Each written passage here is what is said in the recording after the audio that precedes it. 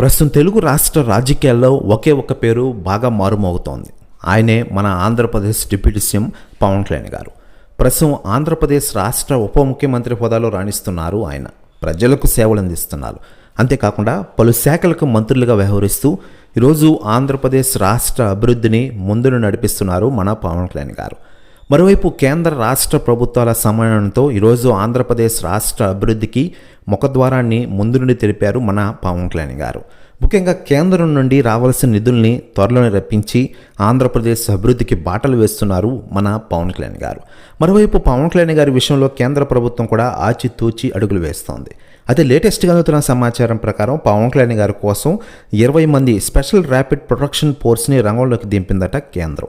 కేవలం పవన్ కళ్యాణ్ గారి రక్షణ కోసమే ఈ రంగంలో దింపినట్టు తెలుస్తోంది. దీంతో షాక్లో ఉన్నారట సీఎం చంద్రబాబు గారు. ప్రస్తుతం న్యూస్ కూడా తెగ వైరల్ అవుతోంది టోటల్ ఆంధ్రప్రదేశ్ రాష్ట్ర రాజకీయాల్లో. మరోవైపు పవన్ కళ్యాణ్ గారి విషయానికి వస్తే ప్రస్తుతం ఆంధ్రప్రదేశ్ రాష్ట్ర డిప్యూటీ సీఎం హోదాలో ప్రజలకు సేవలు అందిస్తూనే మరోవైపు తాను నమ్ముకున్న ప్రేక్షకులను కూడా అలరించేందుకు రెడీ అవుతూ ఉన్నారు. ప్రస్తుతం హరిహర వీరముల షూటింగ్తో ఫుల్ బిజీగా ఉండగా ఈ సినిమా షూటింగ్ అయిపోయిన వెంటనే డైరెక్టర్ సుజిత్ దర్శకత్వంలో వస్తున్న ఓజీ సినిమా షూటింగ్లో జాయిన్ అనుకున్నారు మన పవన్ కళ్యాణ్.